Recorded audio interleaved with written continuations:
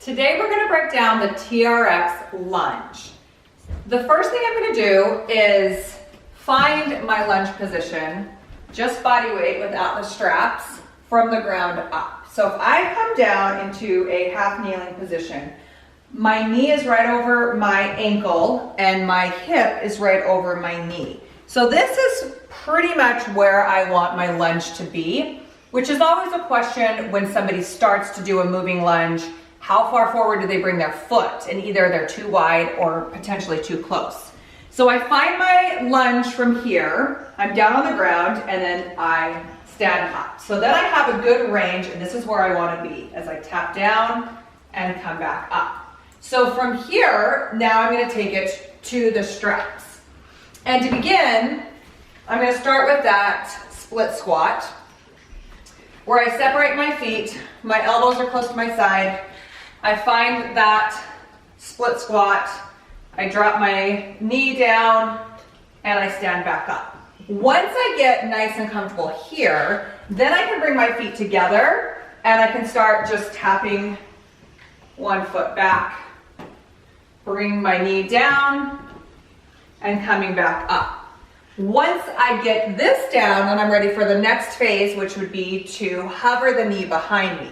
So then I just add in a little balance element. I can hover it down, tap my toe back, or hover back and swing my leg through. So either of those are options here. Now, once I'm ready to move on from that, then I can either turn to the side, and this way is a little bit more challenging for me balance-wise, to step back and come back up. So I have to work harder at balancing here. I can again tap my toe down or go more to that knee drive through. Okay, so now I'm ready for my forward facing lunge. And I'm gonna start with a runner's lunge from here. And when I'm using my ropes, this is the key, is my ropes are now on the inside. The majority of the exercises, the ropes are on the outside, but they're in by my armpits. I have my straps fully lengthened and I'm facing away from the anchor point. So from here, I'm gonna drop one foot back from my sprinter start. My elbows stay close to my side, and then depending on how steep my angle is, will determine the work. And then all I do is just drive my leg through and press up.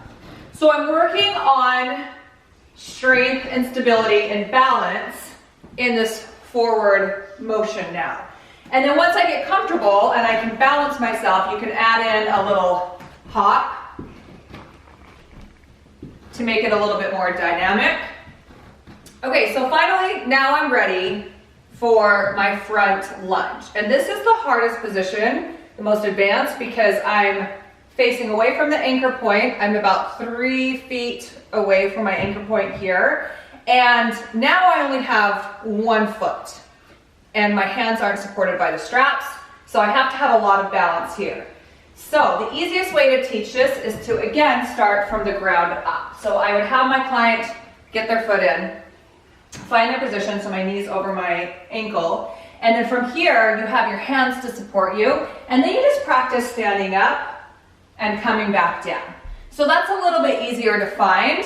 Once you master that, then you can come back up and then start from an upright position and do whatever you want with your arms. If you want to bring them out to help you balance, you can do that. You can have your hands on your hips and work from there. And then finally, you can add in a little runner's stride.